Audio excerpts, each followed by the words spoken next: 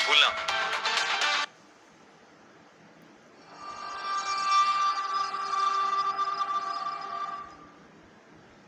सुकिमा ओना, Japanese horror legend. हम सब के घर के अंदर हर जगह कई दरारें और ऐसी छोटी छोटी जगहें होती हैं जिसके बीच में से एक धागा भी नहीं निकल सकता। पर अगर उसी छोटी जगह या गैप में कोई बुरा साया कई समय से छुप के आपका इंतजार कर रहा हो तो 25 साल का इसामू जापान के शहर ओसाका में रहता था। वो हाल ही में एक नए घर में शिफ्ट हुआ था, लेकिन जिस दिन से इसामू उस घर में शिफ्ट हुआ उस दिन से उसे अजीब सा लगने लगा था। उसे हमेशा ऐसा महसूस होता था कि जैसे कोई उसे लगातार देख रहा है,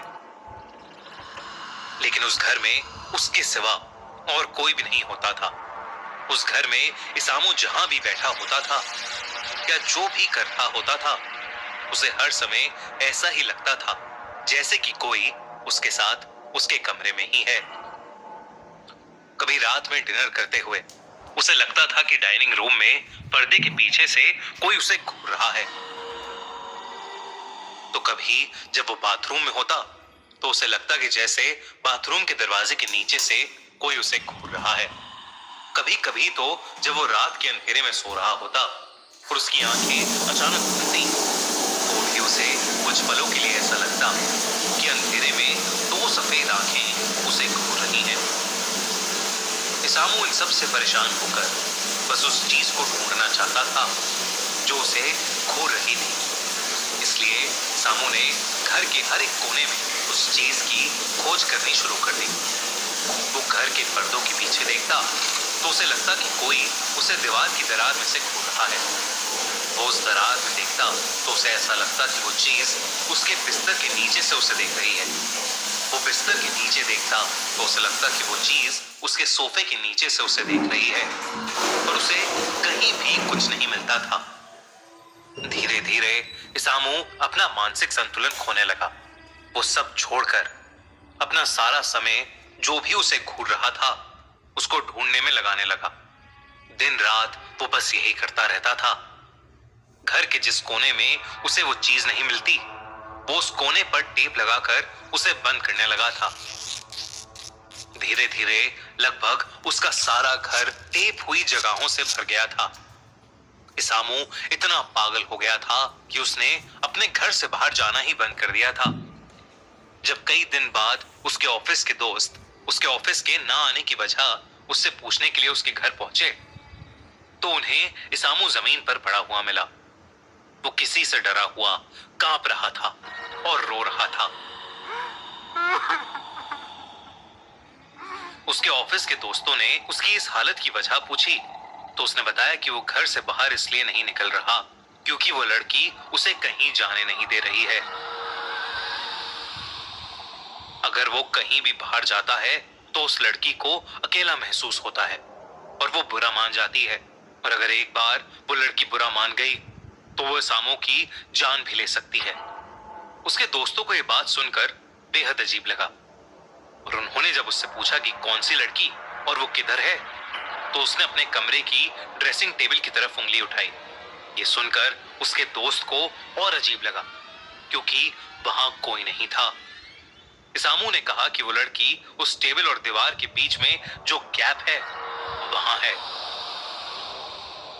ये सुनकर उसके सारे दोस्त उसका डर खत्म करने के लिए उस गैप को देखने गए, लेकिन जैसे ही वो उस गैप के पास पहुंचे उनकी डर के मारे रूह ही कांप गई क्योंकि ड्रेसिंग टेबल और दीवार के बीच के बस 5 सेंटीमीटर के गैप में एक लाल ड्रेस में लंबे बालों वाली एक लड़की खड़ी थी जो सिर्फ उन्हें घूरे जा रही थी। वो लड़की बेहद डरावनी लग रही थी। अचानक उस लड़की के हाथ उस गैप में से बाहर आए। उस लड़की के हाथों के नाखून बहुत नुकीले थे। धीरे धीरे वो उस गैप से बाहर आने लगी। ये देखते ही इसामू के सारे दोस्त बहुत ज्यादा घबरा उठे और वो इसामू को अकेला छोड़कर उसके घर से भाग गए। उस दिन के बाद से इसामू किसी को कभी नहीं दिखा। इसामू के साथ क्या हुआ ये तो किसी को नहीं पता चल पाया, पर उस दिन के बाद से उसके दोस्त जो वहां उससे मिलने आए थे अपने घर के छोटे से छोटे गैप से आंख नहीं मिला पाए, क्योंकि जब भी वो उन गैप्स के बीच में से देखते थे उन्हें वही लड़की की आत्मा दिखती थी। कुछ महीनों बाद उसके सारे दोस्त भी हमेशा के लिए कहीं गायब हो गए।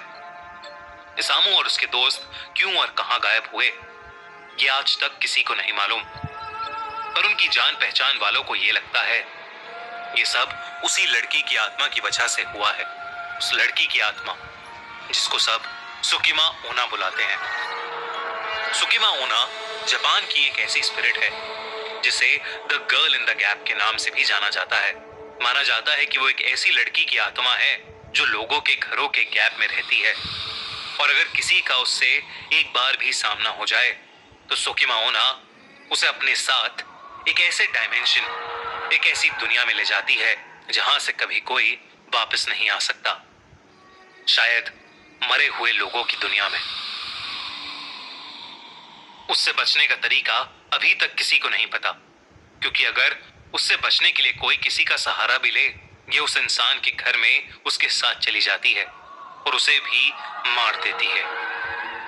तो अगर दोस्तों, अगर आप कभी जापान जाएं तो इस बात का ध्यान रखें कि आपके कमरे में कोई आपको हर वक्त ना देख रहा हो। अगर ऐसा है तो उस जगह से फौरन निकल जाने में ही भलाई है, क्योंकि अगर वो सुकिमा ओना हुई तो आपकी जान को खतरा है।